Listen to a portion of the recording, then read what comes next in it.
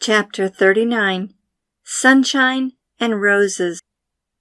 Russ's willingness to please me, his love for the Lord, and his sense of humor were some of the reasons I fell in love with him.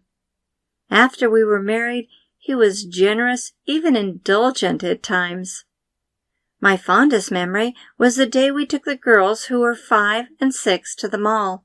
It was blistering hot outside, and this was a favorite excursion for all of us. The girls could run on the cool promenade and meander through department stores.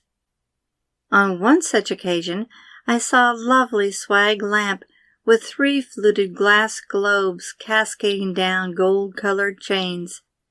I thought it was the most beautiful light I had ever seen. The sales clerk was looking on as I pointed it out to Russ and said, "I love that lamp."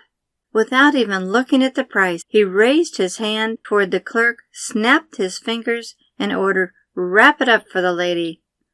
My face lit up with surprise and delight. For over 40 years, that light has hung in every home, and its purchase is a favorite story of mine. When Russ learned how much I loved to sew, he bought me a Singer sewing machine. He saw to it that I had a washing machine after the diaper fiasco. He drove the old cars while I got the new ones.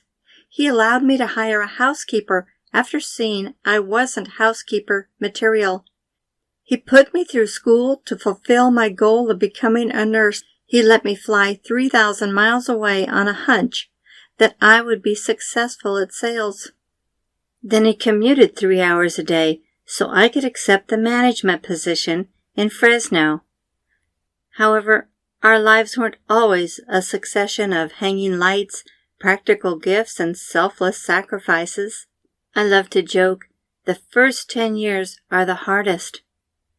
Later I revised it, the first 20 years are the hardest. And I suppose I could still say the first 40 years are the hardest. Marriage is hard. You've got to work at it and put God at the center if you want to survive and still cherish each other in the end. During my folks' 50th wedding anniversary in 1985, my father was asked what the secret was to their long life together. He laughed. "We didn't have enough money to get a divorce." Knowing my father was hard of hearing, Mom quietly replied, "We do now." She stifled her giggles, as did those around her. Marriage is like a deck of cards. In the beginning, all you need are 2 hearts and a diamond. After 10 years, you need a club and a spade. Unknown author. I had to laugh when I read this, as that's how it seemed with my folks. Still, I know there was love between them. Even though it wasn't demonstrative, they seldom exchanged words of endearment. Kisses seemed forced as they leaned forward, as though posing for a picture. I often wondered how she had put up with his harsh demands and quick temper for all those years. Each offense was brushed off with a couple of shrugs, uplifted palms, and a pursed smile. What else could she do? I wondered if there could be any love left in her heart for him after years of sacrifice and criticism. At one point, she became desperately ill, and I wasn't sure she was going to survive. I tried to encourage her to get better. "Hang on, Mom," I pleaded.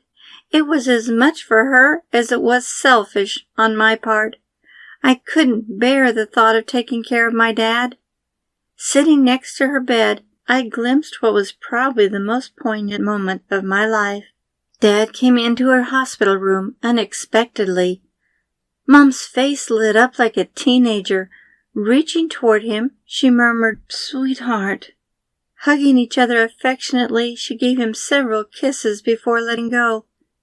I had to turn my head so as not to show the tears that welled up. In that instant, the prejudice I'd long held against my father vanished. Of course she loved him. They survived all the struggles, disappointments, and heartaches. They got through it. They got through it together. No one says love is all sunshine and roses. Sometimes it grows while braving the storms and fighting the thistles.